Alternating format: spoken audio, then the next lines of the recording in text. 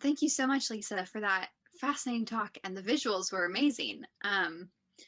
We will move on to the audience Q&A section now, and we have quite a few coming in. So I think we'll start with Tina.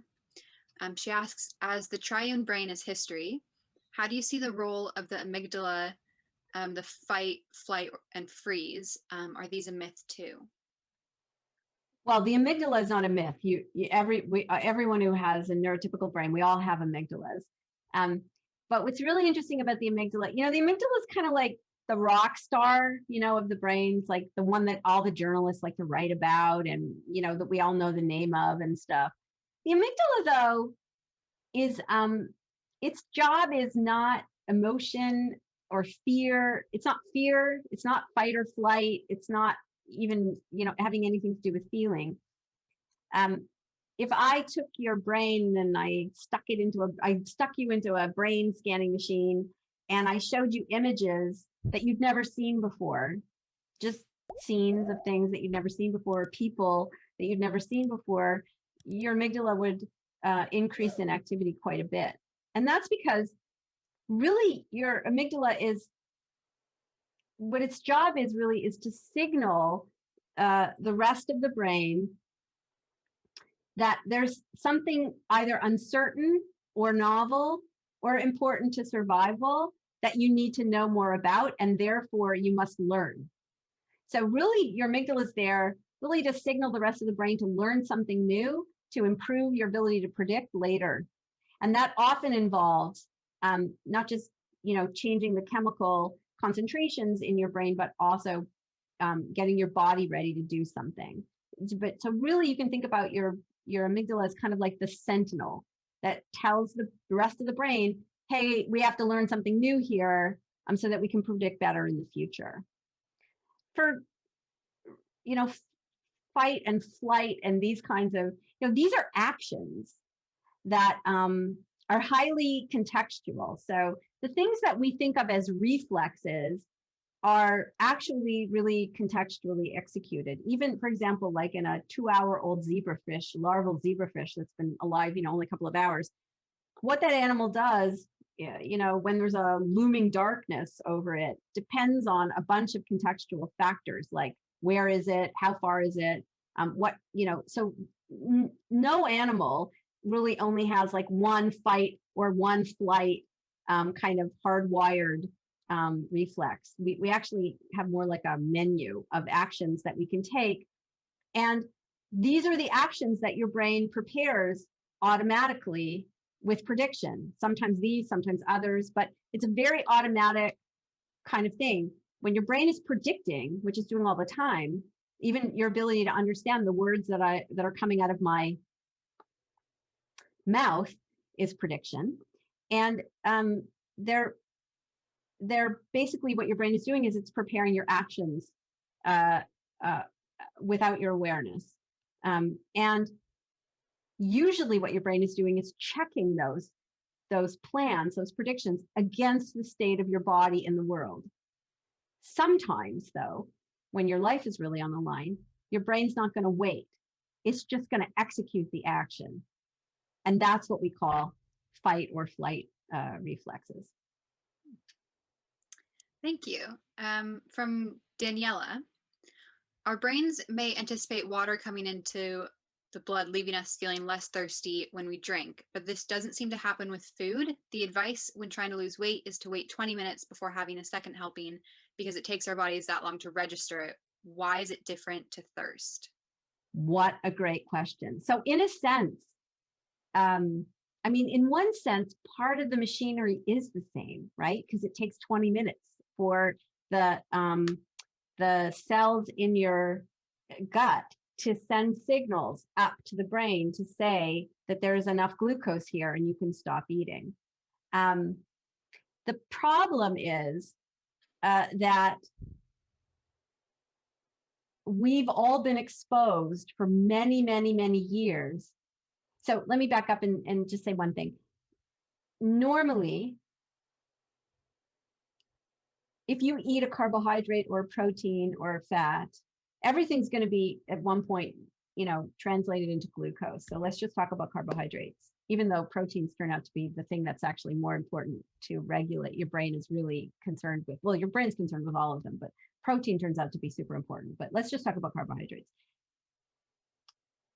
Normally, when you eat something sweet, there's a certain amount of energy in it, right? Calories that you take in, and your brain will signal. Your gut will signal to your brain. But all of us since birth have been exposed in the Western world to sweeteners that are artificial. So sweet doesn't always indicate glucose, does it? Sometimes it doesn't. And your brain has learned that over time.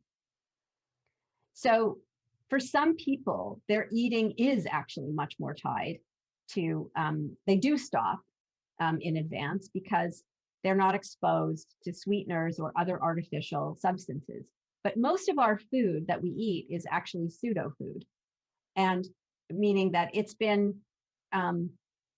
sort of designed in a sense to trick us into keep eating.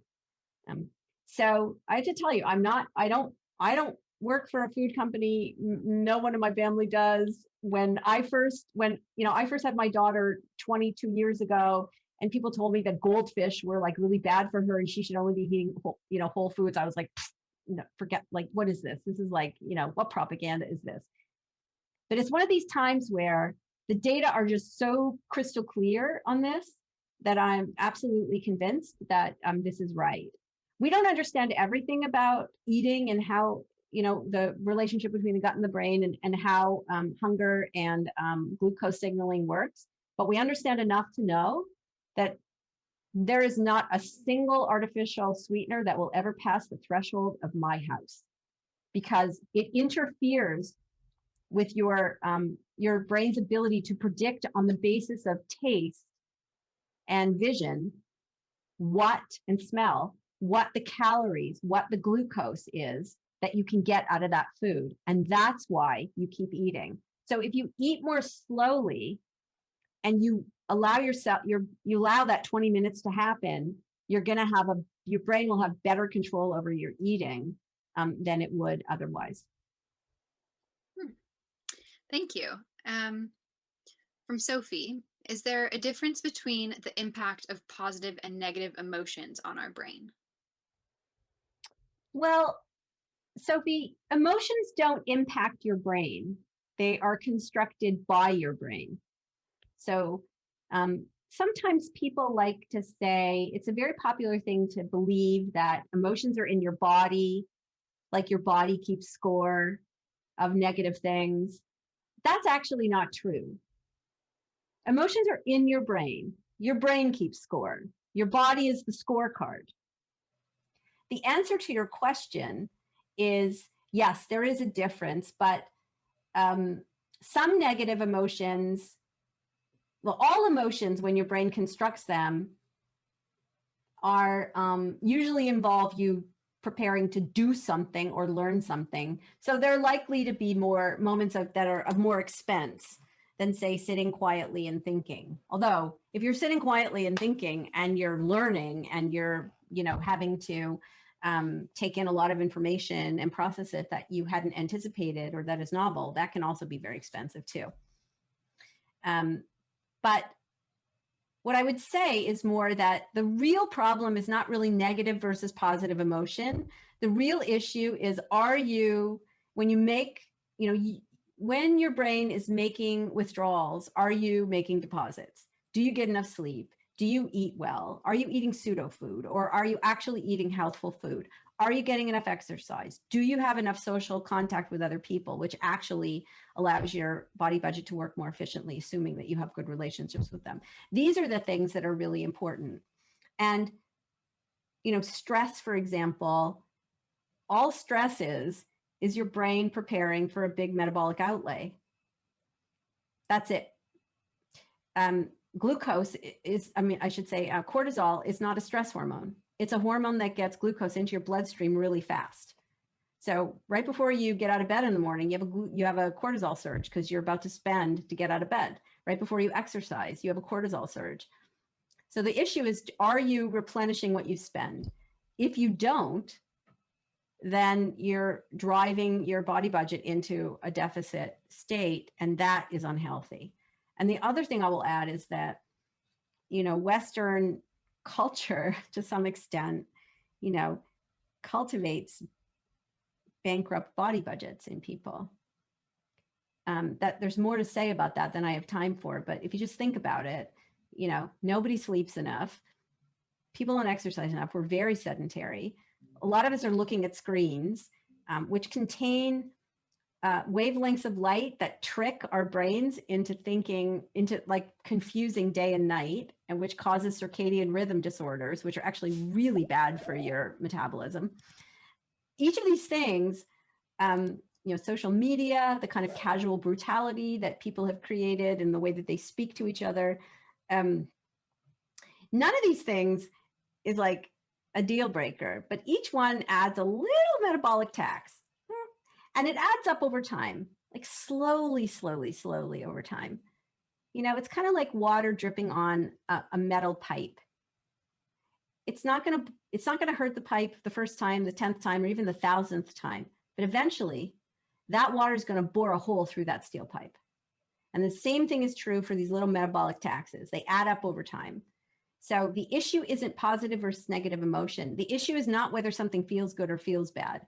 The issue is whether or not you're making investments in your body budget, that you're making deposits after you spend, and that your brain isn't in a situation where it's preparing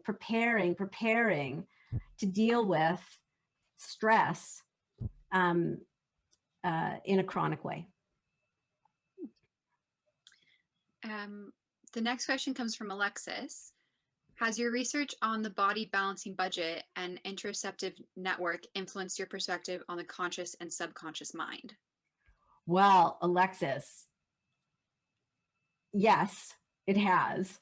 I studiously avoided consciousness, the discussion of consciousness in 7.5 lessons, because my goal was really to write a small book of essays for people who don't usually read neuroscience or even science, right? I wanted a book that would be quick to read and fun, and give people some tidbits of neuroscience they could like entertain their friends with at a party, because when I was writing the book, we still all went to parties. My husband calls it the first neuroscience beach read. But the idea was that, the topics would linger with you as you went through your day, and maybe would leave you thinking about things, about human nature. But consciousness is a tricky one. It's really hard to write about in this way. But what I will say is that, yes, it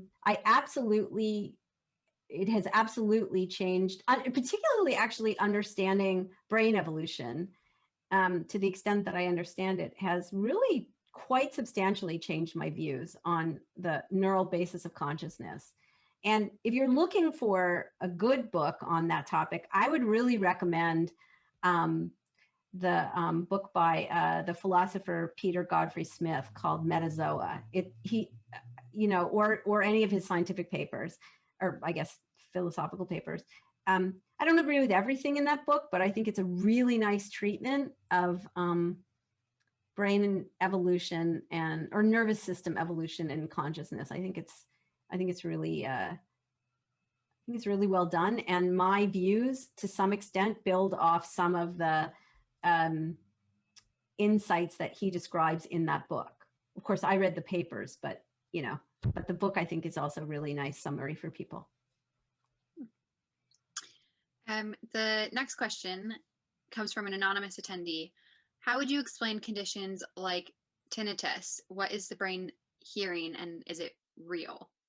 That's a great question. My husband actually suffers from tinnitus. So he was a heavy metal drummer in the day, and he wore earplugs, but they weren't sufficient. And now he's almost deaf, actually, without hearing aids. And it's very tragic in some ways for him, because he has very loud tinnitus. But tinnitus is like phantom limb pain. Your brain has wired itself to the map of your cochlea. And that's the inner part of your ear with the little hair cells that allows you to hear, allows you to translate, it translates vibrations in the air into sounds. Well, the sounds are in your brain, but that information makes its way, the vibrations make its way to your brain, and that's translated into sounds. And when the input goes missing, the brain can simulate it. Meaning when your brain, I use the word prediction. A prediction is a concrete thing when your brain is changing the firing of its own neurons in advance of sensory input. Tinnitus is caused, scientists now think tinnitus is caused by the brain changing the firing of its own neurons when there is no sensory input. So your brain is replacing the sense data that would come from the world. And as a consequence, you are continually hearing a sound where there's no sense data coming in to cancel it. There's no sense data coming in to correct the brain and say, hey, there really is nothing going on in the world there, so you can stop that firing of those neurons, because that's not really representing what's happening in the world. And this doesn't mean that it's all in your head. Well, I mean, it is all in your head, but it doesn't mean that it's imaginary. You're really hearing the sounds, because everything you hear, everything you see, everything you feel is in your head. It's in your brain. Your brain sees. Your eyes don't see. Your brain sees. Your ears don't hear. Your brain hears. Your brain is changing the firing of its own neurons, and then it waits for sense data from the world or from the body to either confirm those predictions or change them or modify them. So with tinnitus, the brain has lost some of its constraining information. And so the activation continues unconstrained and your hearing continues. It's just like hearing a song in your head that you can't get out of your head, what people call earworms, but you're continuing to hear it because there's nothing from the world that will cancel it out. Well, thank you so much, Lisa. I think that's all the time we have for this evening. I just want to thank you so much for such an interesting talk and taking the time to answer all the questions from the audience. For everyone joining us from home, thank you for joining us. And you can always check out more of our upcoming events at howtoacademy.com or join our subscription service, HowTo Plus, to come to all of our live talks and get our entire video archive as well. Lisa, thank you so much. My pleasure. Thanks so much.